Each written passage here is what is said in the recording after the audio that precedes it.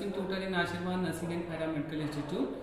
Today I discuss about the tuberculosis. ठीक है, tuberculosis क्या होता है, ट्यूबरकुलोसिस में कौन सा बैक्टीरिया ट्यूबरकुलोसिस कॉज करता है, उसमें कौन सी मेडिसिन देते हैं, उसके क्या क्या साइन एंड सिम्टम्स होते हैं और गवर्नमेंट ने ट्यूबरकुलोसिस को कंट्रोल करने के लिए कौन कौन से प्रोग्राम चलाए। ठीक है, तो सबसे पहले तो हम ये जानेंगे कि ट्यूबरकुलोसिस को हम शॉर्ट फॉर्म में टीबी भी बोलते हैं।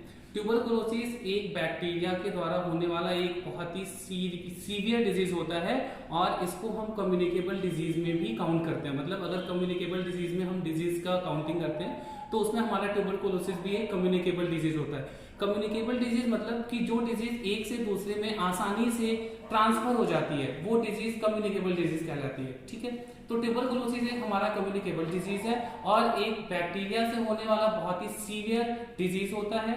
इसके बैक्टीरिया का नाम होता है मायोबैक्टीरियम ट्यूबरकुलोसिस। उसके बाद ट्यूबरकुलोसिस के क्या क्या साइन एंड सिम्टम्स होते हैं, मतलब अगर किसी पेशेंट को ट्यूबरकुलोसिस हो गया है तो उसको क्या क्या साइन एंड सिम्टम्स दिखेंगे। ठीक है, सबसे पहले तो उसके कफ के साथ ब्लड आएगा, पेशेंट को बहुत ज्यादा कफ भी होगा, खांसी आएगी पेशेंट का वेट लॉस होगा। ये सब कुछ साइन एंड सिम्टम्स हैं जो ट्यूबरकुलोसिस में देखने को मिलते हैं। ठीक है, उसके बाद देन हम ये जानेंगे कि ट्यूबरकुलोसिस में के लिए गवर्नमेंट ने कौन कौन से प्रोग्राम चला रखे हैं ट्यूबरकुलोसिस को कंट्रोल करने के लिए, उसको और उस ट्यूबरकुलोसिस से लोगों को प्रिवेंट करने के लिए। ठीक है, तो उसमें फर्स्ट वन गवर्नमेंट ने एक प्रोग्राम लॉन्च किया था 1962 में, नेशनल ट्यूबरकुलोसिस कंट्रोल प्रोग्राम। ठीक है, उस प्रोग्राम का मेन उद्देश्य ये था कि हम ट्यूबरकुलोसिस पेशेंट को अर्ली स्टेज में ही फाइंड आउट करेंगे और फाइंड आउट करने के साथ साथ हम पेशेंट को अर्ली स्टेज में ही उसको डायग्नोज करके और अर्ली स्टेज में ही उस पेशेंट का ट्रीटमेंट स्टार्ट कर देंगे। ठीक है, लेकिन इस प्रोग्राम में गवर्नमेंट को कुछ बहुत सारे इश्यूज क्रिएट हुए। मतलब इश्यूज मतलब कि इस स्टेज में हम प्रॉपरली मतलब इस जो प्रोग्राम के अंतर्गत जो सर्विसेज थी वो थोड़ी कम थी और गवर्नमेंट के पास कुछ इकोनॉमिकल इश्यूज भी होने के कारण इस प्रोग्राम को 1997 में फिर से एक बार रिवाइज किया गया, जिसका नाम था RNTCP यानी revise national tuberculosis control programme. ठीक है, revise national tuberculosis control programme के अंतर्गत ये था कि इसके अंतर्गत गवर्नमेंट ने एक थेरेपी स्टार्ट की जिसका नाम था डॉट्स थेरेपी। डॉट्स का फुल फॉर्म होता है direct observe treatment short course. ठीक है, डॉट्स थेरेपी के अंतर्गत पेशेंट्स को हम कुछ बेसिक 4 या 5 मेडिसिन होती हैं जो हम पेशेंट को प्रोवाइड करते हैं, जैसे स्ट्रेप्टोमाइसिन, इथाम्ब्यूटॉल, आइसोनियाजिड। ये सब कुछ ऐसी बेसिक मेडिसिन होती हैं जो हम ट्यूबरकुलोसिस पेशेंट को देते हैं। डॉट्स थेरेपी के अंतर्गत 2 फेजेस होती हैं, उन 2 फेजेस में हम पेशेंट का ट्रीटमेंट करते हैं।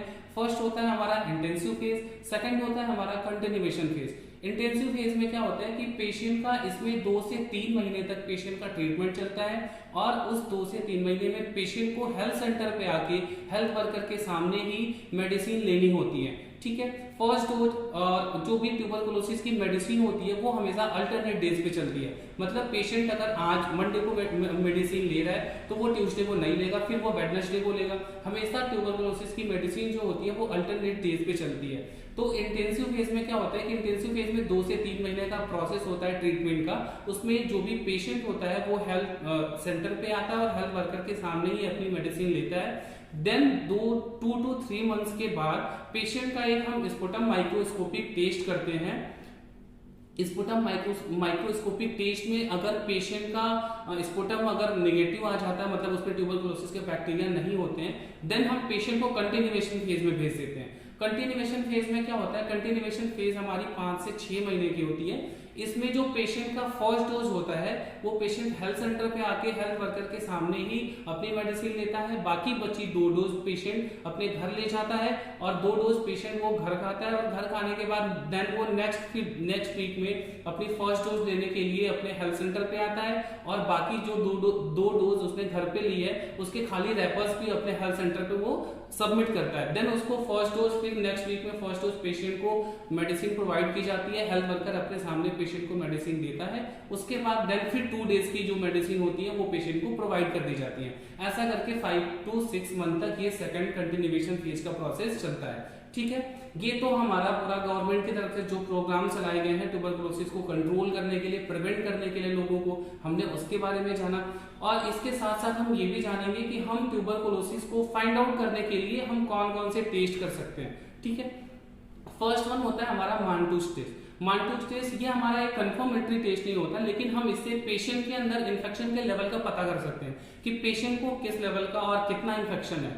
ठीक है, अगर हमको कंफर्मेटरी टेस्ट अगर ट्यूबरकुलोसिस का करना होता है तो उसके लिए हम स्पुटम माइक्रोस्कोपिक टेस्ट करते हैं। उसमें हम ये फाइंड आउट करते हैं कि पेशेंट को ट्यूबरकुलोसिस है या नहीं, मतलब पेशेंट पॉजिटिव है या नेगेटिव। मेरी ये वीडियो आपको पसंद आएगी। अगर आपको मेरी वीडियोस पसंद आती है तो आप मेरे चैनल को लाइक, सब्सक्राइब और शेयर जरूर करिएगा।